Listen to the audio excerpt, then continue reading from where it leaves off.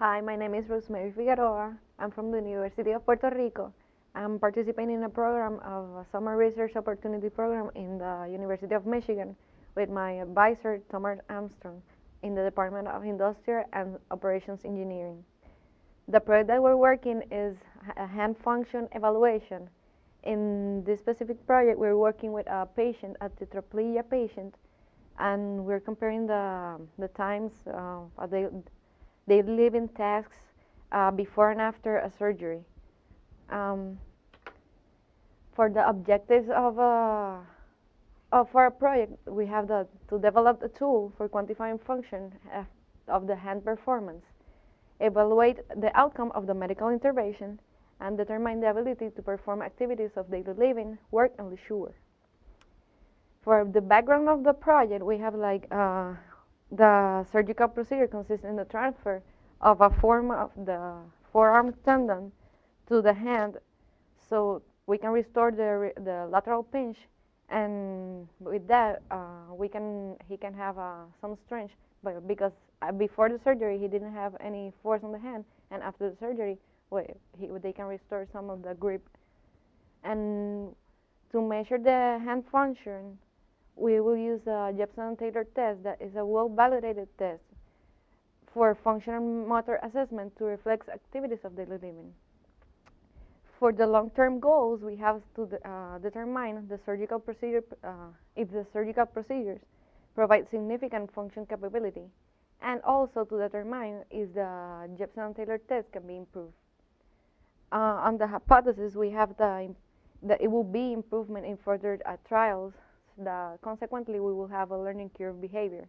Also, we have the performance that will be improved after the surgery, and we expect that the subjects will demonstrate behaviors changes after the surgery. For the methods, we have the hand static strength measurement to measure the lateral pinch, the strength, and also the power grip, and the Jepson-Taylor test that consists in 5 tasks. That is card flipping, it's moving cans, transferring cans, empty and fulls, also stack shakers, and transferring small objects. For that, we use also the videotape all the tests to enhance the test. And we will have the videos for the right hand pre and post surgery and the left hand. Some of the observations that we have after we did all the analysis, the time analysis, is that we have the improvement in further trials, because in every trial we will have the time will decrease in the further trials. In the transferring small objects, we have the clips, the caps, and the penny, and before and after it will be less on the times. Also, we can see the pre and the post, that in the stack shakers the times decrease significantly. And also an interesting fact is that in the post trial, both times became similar. So it's very important because it will be stabilizing all the times. And another observation here is that before the patient had to use a lot of the work on the table. He used everything that he can on the environment, so he can make the test. And after that, he just grabbed the stack shaker and put it on and grab the shaker and stack it on the place.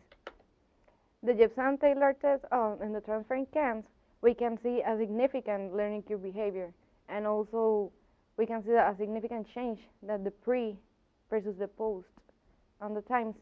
And for this, we took the last 2 trials and took an average of them, and we took the last 2 because it's better in our case because they are stabilizing, and we can see that the percent of in decreasing the average, it was like 74%. For the card flipping, we have an interesting fact also, that we can see the learning curve, but also we can see that in one specific point it goes up, and it's because because of the position in the repetition, he have to move, he have to rotate his torso, and he have to change his posture. With this, we have to make an observation that we recommend that you have to analyze every repetition by their own because the positions are different. And in this specific test, we can see that none of them, we can see, and this is the difference in the others because the pre is less, the times are less than in the post. So in this case, it's because he lost of the finger extension capacity after the surgery. And another observation that we have is that he used the passive force, mechanical interference, and passive force to grasp the work objects. And we have to notice the interactions between hand and work surface. In the edge of the table, it's very important because he uses a lot to grab the objects and put it on the places. And the friction is very important because he uses also the surface of the table. For the recommendations to improvement, we recommend to collect more data for all the tests to have more accuracy on the statistical analysis and to have more accuracy on the calculation of the learning curve. We also recommend that in every test we will have the same conditions and the same repetitions. We recommend that every object will be on the same place and the same position, so we can have the same conditions. And we recommend also that maybe it could be a facilitator giving him the cards, the next cards, or it could be in the cans, it could be a rack of cans. Also, we can also compare in different positions. It's like in one trial, all the repetitions will be in the same position, but between trials, we can change the angle, we can change the position to compare also if he can make it, because the thing is that we want to make sure that he will improve with the surgery his function capability in the daily living tasks. Another suggestion to improve the function analysis could be that vary the geometry, weight, and friction.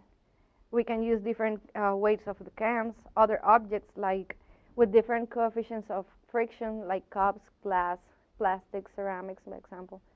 Also, we can add some different tasks that also reflects the daily living tasks like open and closing zippers or Velcro, that is very common when you're putting your clothes, and analyze and break away strength and force distribution. And also for further analysis, we can use also a motion tracking system to analyze the specific postures in more detail. We can put all the sensors in all the joints so we can compare the movements before and after the surgery, and also we can compare with a normal subject and with the patient so we can see the difference, and with that we can analyze the patterns of the postures in more detail. Thank you for seeing my project.